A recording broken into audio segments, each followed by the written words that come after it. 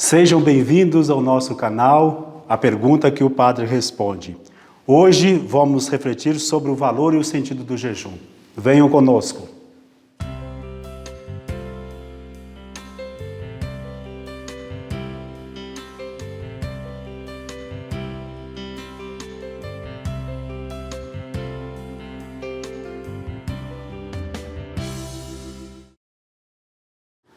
Para que serve o jejum? Por que fazer jejum? Quando jejuar? Quantas vezes? Como fazer? Que alimento pode ou não? São todas essas perguntas que nós vamos responder no programa de hoje.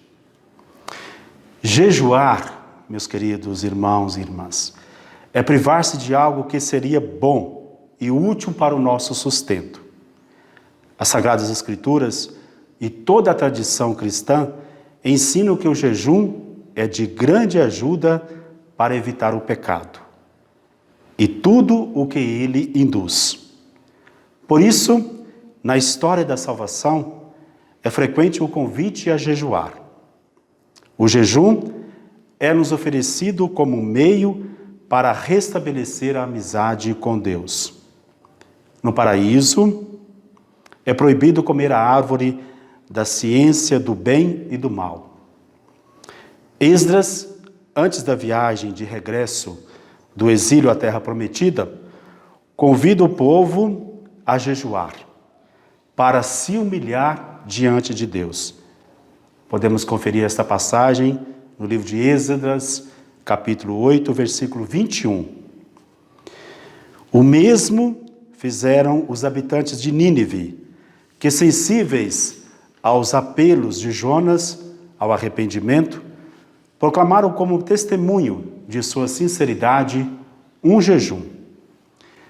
E Jesus ressalta a razão profunda do jejum, condenando a atitude dos fariseus, os quais observavam escrupulosamente as prescrições impostas pela lei, mas o coração deles estava distante de Deus. O verdadeiro jejum é, acima de tudo, cumprir a vontade do Pai Celeste, o qual vê o que está oculto e nos recompensa. Esta é uma passagem muito fundamental para o início da Quaresma. É o evangelho lido na quarta-feira de cinzas. Mateus, capítulo 6, versículo de 1 a 6, versículo 16 a 18. O jejum é feito para agradar a Deus. Quem está jejuando nem deve demonstrar que está jejuando. Vale a pena conferir esta passagem. São tantas passagens, tanto do Antigo como do Novo Testamento, que fazem referência ao jejum.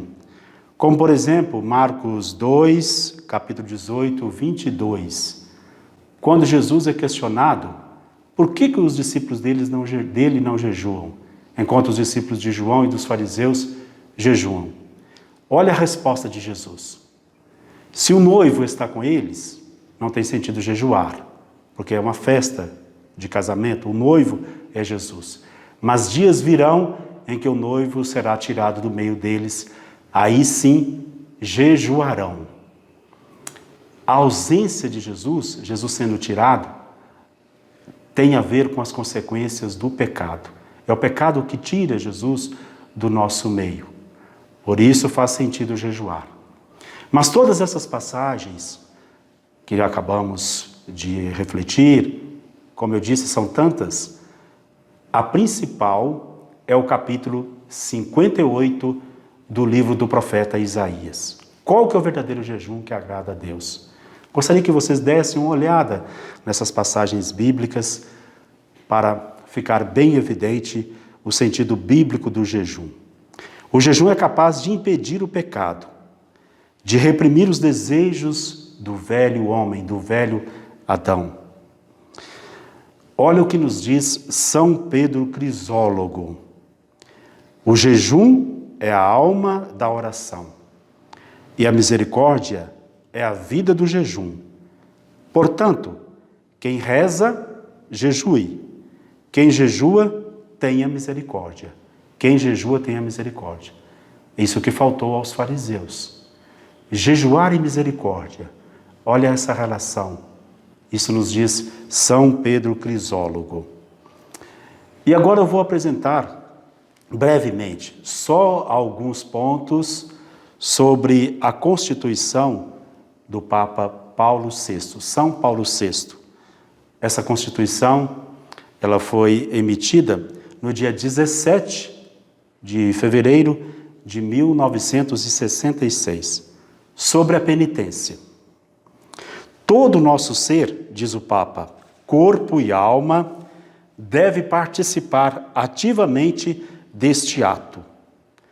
Trata-se de uma mortificação que não pretende negar nada do que Deus criou, mas sim visa a libertação do homem e da mulher. Através do jejum corporal, o homem e a mulher recuperam o vigor e a ferida infligida à dignidade da nossa natureza. O jejum nos cura desta ferida que é o pecado. O tempo especial para fazer jejum e abstinência é o tempo da Quaresma, porque é um tempo penitencial por excelência. O Código de Direito Canônico estabelece o jejum todas as sextas-feiras do ano, e sobretudo no tempo da Quaresma. Mas é obrigatório o jejum durante a Semana Santa, sobretudo na sexta-feira da Paixão do Senhor e na quarta-feira de cinzas. Estes são dias de jejum e abstinência de carne. 2 dias é obrigatório. Claro que nas primeiras sextas-feiras se deve jejuar. Nas sextas-feiras, não só nas primeiras sextas-feiras. Nas sextas-feiras se deve jejuar.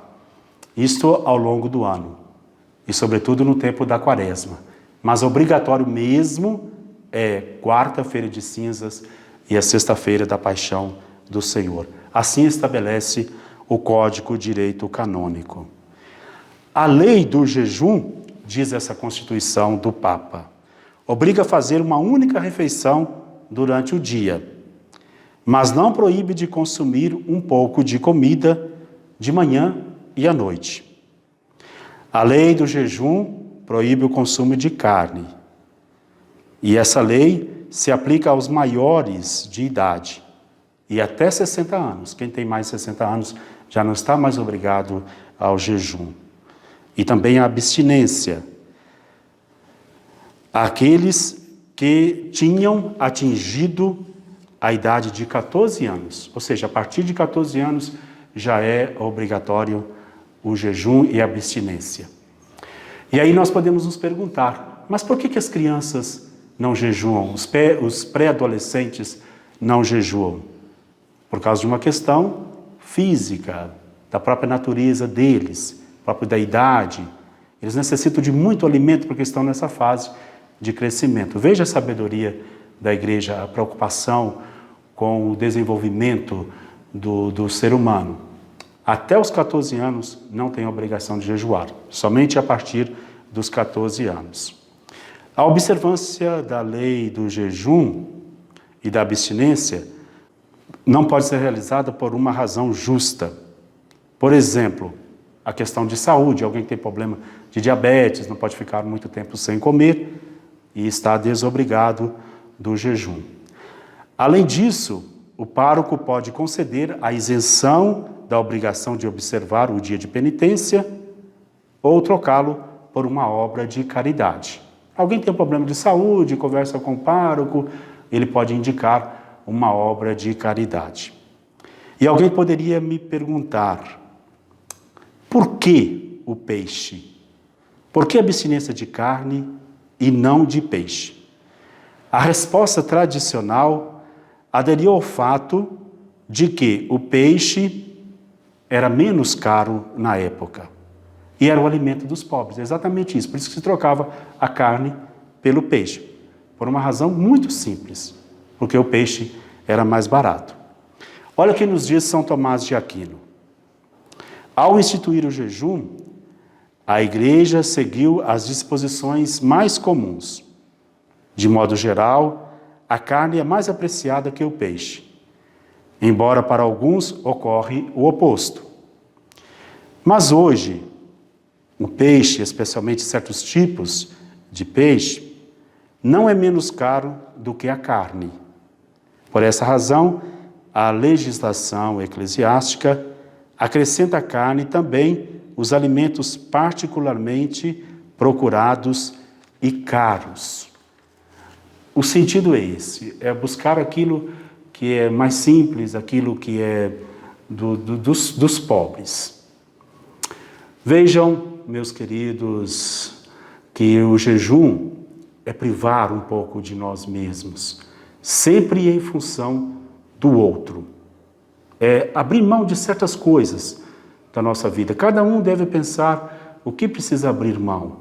Nesse período todo aí que eu já indiquei, sextas-feiras, sobretudo no tempo da quaresma, ou outros dias que alguém achar interessante, fazer essa penitência, esse esforço de romper com o egoísmo e se tornar uma pessoa melhor, um cristão melhor, menos egoísta.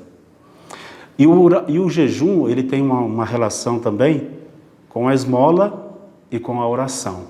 São essas três realidades que relacionam nós, o próximo e Deus. Relacionamento com o próximo e com Deus.